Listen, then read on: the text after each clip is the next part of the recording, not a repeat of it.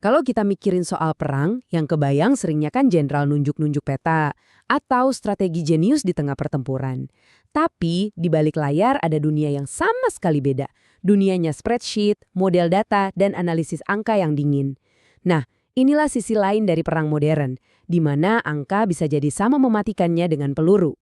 Jadi, ini nih pertanyaan besarnya. Perang itu seni yang isinya strategi dan insting atau sebetulnya ada sains di baliknya? Kita emang suka sih sama ide keren tentang seni berperang. Tapi kenyataannya, keputusan-keputusan terbesar itu seringkali dibuat bukan di atas peta, tapi justru di dalam spreadsheet. Oke, coba kita bedah ya. Di satu sisi, kita punya gambaran romantis tentang seni perang, intuisi seorang komandan gitu kan. Tapi di sisi lain, ada kenyataan zaman sekarang, ilmu perang. Ini semua tentang anggaran pertahanan, analisis biaya manfaat, dan model statistik yang nentuin hampir semua hal, jauh sebelum ada satu peluru pun yang ditembakkan.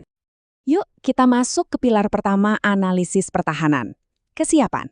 Sebenarnya, apa sih yang bikin sebuah militer itu bisa dibilang siap tempur? Jawabannya jauh lebih dalam dari sekedar punya tank sama pesawat paling canggih. Sejarah ngasih kita pelajaran penting di sini. Setelah Perang Vietnam, militer Amerika itu di atas kertas kelihatan kuat banget, tapi di dalamnya ternyata keropos. Nah, bencana inilah yang maksa para perencana buat berhenti berasumsi dan mulai mengukur semuanya pakai data. Tujuannya, biar kegagalan yang sama nggak keulang lagi. Jadi, kalau bukan cuma jumlah senjata, kira-kira data apa yang perlu kita lacak buat tahu kekuatan atau kelemahan sebuah angkatan bersenjata? Jawabannya mungkin bakal bikin Anda kaget. Coba deh lihat data-data ini. Ternyata yang dilacak para analis itu bukan cuma soal teknologi, tapi soal manusianya. Tingkat kelulusan SMA itu nunjukin kualitas prajurit baru. Terus, kalau sampai ada pengabaian catatan kriminal, itu bisa jadi tanda mereka udah putus asa nyari orang. Bahkan, data kayak tingkat perceraian dan bunuh diri itu sinyal keras tentang stres dan moral pasukan. Intinya simpel. Prajurit yang sehat itu fondasi dari militer yang siap tempur. Angka ini, 17,3. Ini adalah angka bunuh diri per 100.000 tentara Angkatan Darat AS di tahun 2006. Hampir 2 kali lipat dari 5 tahun sebelumnya. Ini bukan cuma tragedi ya. Buat seorang analis, angka ini tuh udah kayak alarm bahaya yang nyala terang banget. Ini nunjukin ada tekanan luar biasa pada pasukan yang pastinya ngerusak kesiapan tempur mereka secara langsung. Oke, pilar berikutnya, ekonomi pertahanan. Tiap kemampuan militer itu ada harganya. Dan setiap rupiah yang dipakai buat satu hal, artinya nggak bisa dipakai buat hal lain. Ini adalah permainan trade-off dengan skala yang luar biasa besar. Coba bayangin skenario ini. Ini dilema yang dihadapi analis pertahanan hampir tiap hari. Pertanyaannya bukan cuma gimana cara nyerangnya, tapi lebih ke gimana cara dapat hasil paling maksimal dengan duit yang paling sedikit. Ini soal ekonomi, bukan cuma taktik. Jadi ada dua pilihan utama. Opsi pertama, pakai pesawat super mahal kayak pengebom siluman buat ngejatohin bom bodoh yang murah. Opsi kedua, pakai pesawat yang lebih murah tapi nembakin rudal pintar yang harganya selangit dari jarak aman. Kira-kira mana yang lebih masuk akal secara finansial? Biar kebayang nih ya, coba lihat angka untuk satu biji pesawat B2. Harga belinya aja hampir 1 miliar dolar.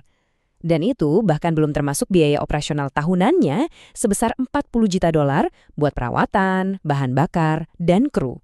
Nah, tiba-tiba pilihan antara platform mahal atau amunisi mahal tadi jadi dilema bernilai triliunan rupiah kan? Dan inilah yang namanya biaya peluang atau opportunity cost dalam skala yang bikin pusing. Harga buat nambah 2 divisi Angkatan Darat, itu kekuatan darat yang masif, ternyata setara dengan 3 sayap tempur Angkatan Udara atau 2 gugus tempur kapal induk. Ini bukan cuma soal anggaran, ini tuh pertaruhan strategis tentang perang masa depan bakal kayak gimana, apa di darat, udara, atau laut. Sekarang kita masuk ke pilar ketiga, dan mungkin bagian yang paling bikin merinding. Gimana para analis pakai model yang rumit buat memprediksi hasil perang di masa depan? Termasuk skenario yang paling nggak mau kita bayangin sekalipun. Perang nuklir. Waktu Perang Dingin, perencana strategis itu pakai alat yang namanya perhitungan pertukaran. Ini tuh metode yang super logis dan dingin buat nyusun strategi perang nuklir. Tujuannya, buat ngitung secara matematis kalau musuh nyerang duluan, berapa banyak senjata kita yang bakal selamat, biar kita tetap bisa balas serangan dengan kekuatan penuh. Logikanya tuh kalau dipikir-pikir simple, tapi sekaligus mengerikan. Anda pakai senjata terbaik Anda buat hancurin senjata terbaik musuh. Anda bahkan kirim 2 hulu ledak buat satu target, cuma buat mastiin targetnya hancur. Semuanya jadi soal probabilitas dan persentase. Sebuah kalkulasi dingin untuk akhir dunia. Nah, tapi disinilah letak masalah besarnya. Model-model ini dibangun di atas asumsi yang rapuh banget. Diasumsikan sistem komando dan komunikasi bakal tetap utuh setelah ledakan nuklir pertama. Diasumsikan rudal bakal terbang sempurna lewat kutub utara, jalur yang belum pernah diuji coba. Bahkan, model ini sering mengabaikan efek fratricide, di mana ledakan nuklir pertama bisa aja menghancurkan hulu ledak kedua yang nyusul di belakangnya. Cuma satu asumsi yang salah, kalkulasi kemenangan bisa berubah jadi pemusnahan total. Nah, dari sini kita sampai ke intinya. Data dan model itu alat yang luar biasa kuat, tapi mereka juga punya batasan. Angka-angka itu nggak bisa ngasih kita semua jawaban. Kuncinya ada di sini. Pada akhirnya, angka-angka itu harus diinterpretasikan oleh manusia. Penilaian, pengalaman, dan pemahaman strategis itu nggak bisa digantikan. Ilmu pengetahuan harusnya jadi pendukung seni perang, bukan malah sebaliknya. Contoh paling nyatanya kita lihat di Irak.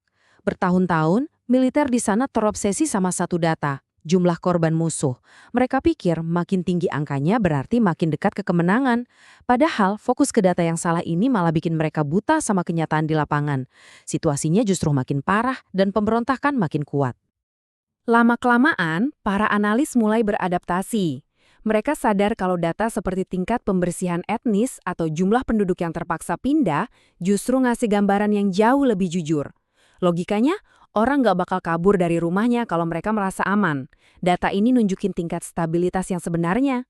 Ini semua tentang menemukan data yang tepat untuk menceritakan kisah yang benar. Jadi, inilah kesimpulan utama kita. Menganalisis perang lewat data, itu bisa ngasih kita kejelasan yang luar biasa dan membantu kita menghindari kesalahan-kesalahan besar. Tapi, ilmu ini bukan bola kristal. Dia nggak bisa memprediksi masa depan atau menghilangkan faktor manusia yang penuh ketidakpastian dari perang. Dan saya mau tinggalin Anda dengan satu pertanyaan buat direnungkan. Di zaman di mana kita makin bergantung sama model dan algoritma buat ngambil keputusan hidup mati, kita harus bertanya pada diri sendiri. Apa konsekuensi di dunia nyata ketika hitungan kita, bahkan cuma karena salah pembulatan sedikit saja, ternyata meleset?